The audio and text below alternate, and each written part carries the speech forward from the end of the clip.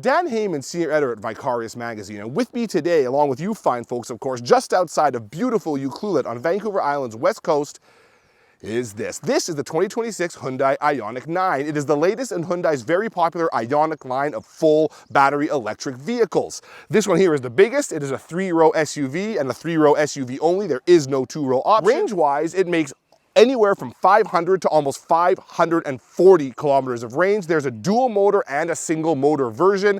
The longer range version is the single motor, but still, to be able to get 500 kilometers of range out of a all-wheel drive electric vehicle, that's fantastic. Power-wise, there's anywhere between 215, that's 215 horsepower, and 422 horsepower. And when it comes to torque, it goes from 285 all the way up to a pretty generous 516, that's 516 pound-feet of torque. Now, when it comes to range, it's not just about having a bigger battery. This one here, though, does have a pretty big battery, 110 kilowatt hours. That is huge.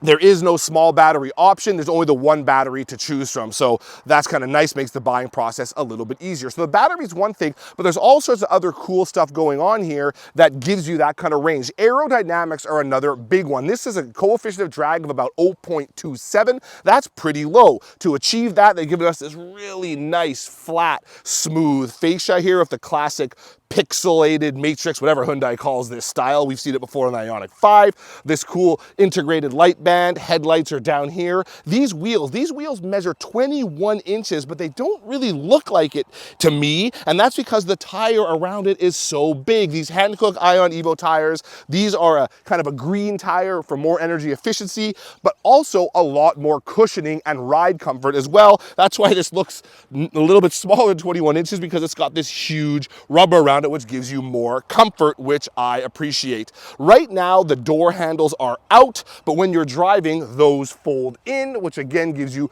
a smoother kind of just better airflow around the vehicle. This is an all-new color here. It's called, wait for this mouthful, Ionosphere Green. Whatever, fine. All you gotta know is it looks awesome. These do look a little bit like inserts, these pieces over the wheel wells here. They can be ordered in contrast color if you want, and if you ever had to put maybe a flared fender or some plastic cladding, maybe like an XRT version, you never know, well, they can do that here. Coming around back, oh, I wanna quickly mention, the roofline might look very, very kind of low and encroaching, but it's not. You can fit 2 adults back there without too much trouble. I'm 6'3" thereabouts. I was sitting back there with a colleague of mine who's also around 6'3". We both sat in there pretty comfortably, which is pretty great. Coming around back, you've got somewhat Volvo-like full kind of full height tail lights here, which looks pretty cool, but they've kind of gone the extra mile by bringing the band all the way across the top. Nice Ioniq 9 scripting across the back there. Looks very modern and very, very cool, which I think is a nice touch. Big scripting across the back of vehicles, that's kind of a la mode these days, so they're keeping up with it. So anyway, this is a very cool looking car outside, I think. Let's go have a look inside. Right, so the exterior looks cool. The inside's really, really neat too. It's I wouldn't say it's Spartan in here, but it's very, very, very, it's clutter-free to like the nth degree. One thing they have done though is you've got the dual digital displays here that are curved, which is cool. You've got some touch controls down here, but a lot of them, actually, they have a string of buttons across the top. So this Ioniq 9 has benefited from a change you see in a couple of Hyundais recently. Most recently, I was driving the Santa Cruz, the pickup car thing. It has standard buttons in as well. It used to be a full touch display. Now it's not. So this one here has buttons at the top, knobs for volume and tuning, and some knobs for your climate as well. I really appreciate that. It's just so much easier to operate those kind of controls when driving or with gloves on than touch controls are to operate. Here we've got more kind of Hyundai spec stuff. The gear selector is on this weird kind of like, I guess you'd call it a stalk. It is. That's how it's down here. You twist it to select gears. There's a button for start stop, all mounted in here. Again, lower the clutter in here. And now, because there's no powertrain or there's no transmission tunnel through here, it's nice and flat. There's an adjustable center console, which we saw on the Ioniq 5 originally. They've got it here now too. You can slide the center console front and back, or fore and aft if you want to be that way, to either give the people behind me more access to it or the people up here more access to it. That's pretty cool. Steering wheel, we originally saw this very futuristic, almost looks like the face of a droid from Star Wars. We saw it first on the Santa Fe, and it's in the Ioniq 9 now. Paddle shifters aren't actually paddle shifters. These change your regen, your iPedal. This is the 3rd generation of this system, and I've got, I think, 5 levels. Include level max and you include level 0 off, you've got 5 levels. This being the calligraphy version of the Ioniq 9, it is claimed for about 500 kilometers of range. It's also got the dual motors. It's got the full slug of power. So 422 horsepower and 516 pound-feet of torque. A lot of power, but there's also a lot of car here. That is a big, heavy battery. You've got 2 EV motors. I've got the 2nd row captain's chairs in this. I can also get a bench row back there. If I had the bench row, I'd be able to seat 7. With the captain's chairs, you only seat 6 because it's only 2 in the 3rd row as opposed to 3, which is fine, means more room for the rear seat or the 3rd row occupants. Both the front seat here fully reclines and the 2nd row seats fully recline as well. So while you're charging your vehicle, maybe your family's there, they can all kind of take a rest in the back. Or if you want to not sit in the front when you relax and you charge your vehicle, you can move yourself to the back there. 2nd row is very cool. It's all powered, so is the 3rd row in this version. And what's cool about that is it's a smart seating system so that if the 3rd row is going down and it senses it's going to bump the 2nd row as it's folding, the 2nd row will slide forward. We originally saw that tech, or at least I did, on the Land Rover Discovery a few years ago now, and now we're starting to see it on more vehicles, and it's here, and I really appreciate that. 3rd row, as I said in the intro, pretty good. Surprising amount of space back there, especially considering how aerodynamic this vehicle looks. It's got that kind of sloping rear roofline. Aero, we talked about the coefficient of drag in the intro, mentioned the wheel, the tires. I didn't say about the wheels too. They are, in addition to measuring 21 inches, they also are kind of designed to be aero. They call them Nexo wheels. Nexo, like the hydrogen-powered Hyundai crossover we saw probably 5 years ago or so now. So they're designed to be more aero as well, lower the drag. Also helping lower the drag, there is not a single antenna on this car anywhere that's exposed. Not for your satellite radio, not for your CB radio if you have one. Well, if you had a CB radio, you probably wouldn't need an antenna, but not for your satellite radio, not for your regular radio, GB, any of that kind of stuff. It's all integrated within the car, so there's no place to catch more wind. And in addition to that, now you can use the roof for roof racks and so on. There's roof rails on there without an antenna getting in the way. Pretty cool stuff. Bose audio, which is fine. I'm not an audio snob, but people, you might have heard before the saying, no highs, no lows, must be Bose. Take that for what you will. This is, at this level, about $81,000, this Ioniq 9. It starts at $59,000, which is not bad, but $81,000 is really getting up there. And there's a lot of features here, heated and cooled front seats, heated and cooled second row, all the navigation, digital rearview mirror, which I really like, especially in a vehicle like this, because people that own these, chances are they're going to be hauling a lot of people and things. You don't want that stuff to block your view out back. Now with a digital rearview mirror, you don't have to worry about that, which is kind of neat. And of course, in addition to all these fancy, kind of curved touchscreens or curved displays and all this stuff, you've got wireless Apple CarPlay, wireless Android Auto, wireless charging as well. If you don't want to do wireless charging, you've got 3 USB-C ports here and more in the back if you want to charge kind of more traditionally. So that's all good.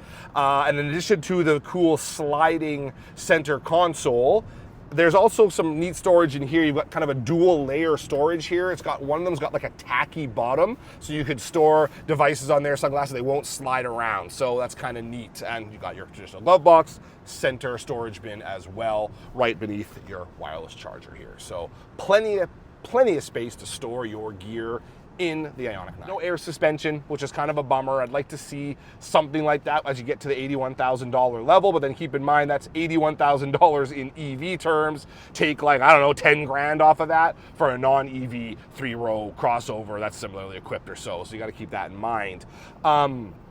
So it's really nice, and it is smooth. Even without the air suspension, those big fat tires and the way they have tuned the suspension and chassis is quite nice. It's quiet in here. The center of gravity is low because the batteries, those big, heavy 110 kilowatt hour batteries, are mounted low in the chassis, which really helps reduce body roll through turns as we go through a turn here, keeping the occupants safer and more comfortable.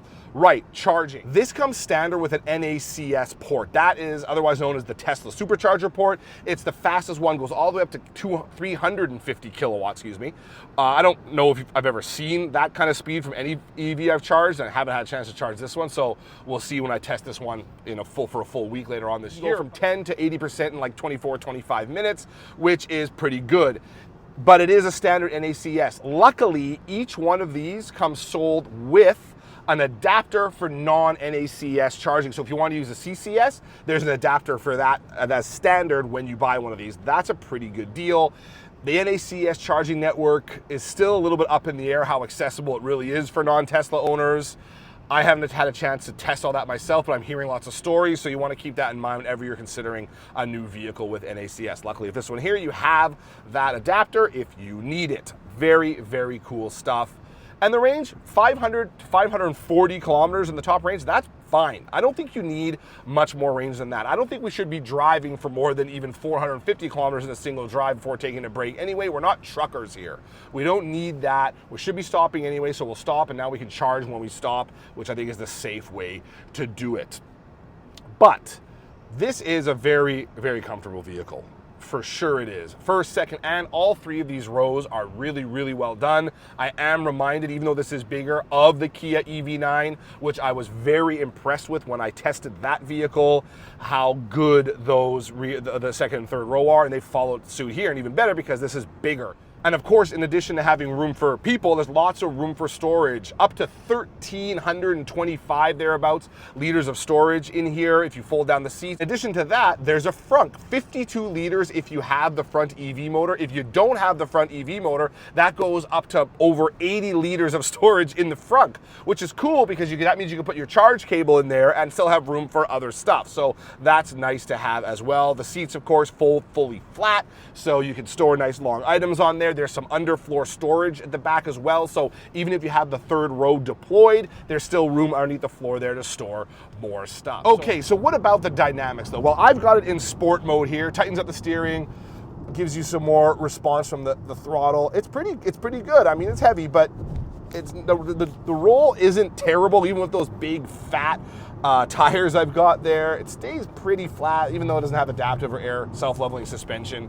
And steering is good. Brakes are responsive enough. They've got a lot of weight to haul down, obviously. It's not a performance. This isn't an Ioniq 9N. How cool would that be?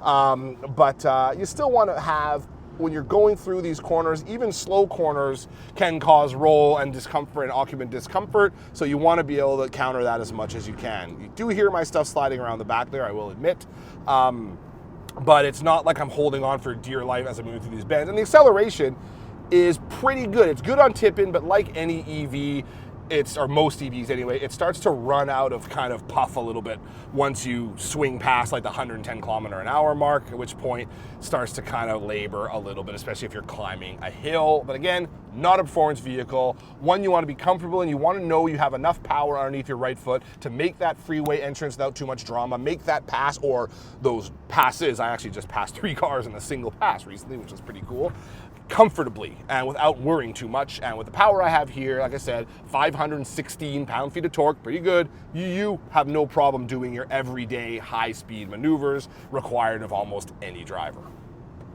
It's really interesting, these 3-row EVs of tons of range, because we're really starting to see these OEMs make an attempt to turn these EVs into actual everyday and even road trip vehicles by giving you the range, giving you the space inside, giving you the ride comfort, all the other occupant comfort stuff. They're really saying, all right, if EVs are going to stay around, which they will probably, but we know there's all sorts of kind of delays in that plan going on in the world these days, but they probably will. They're going to need to be used as longer form vehicles.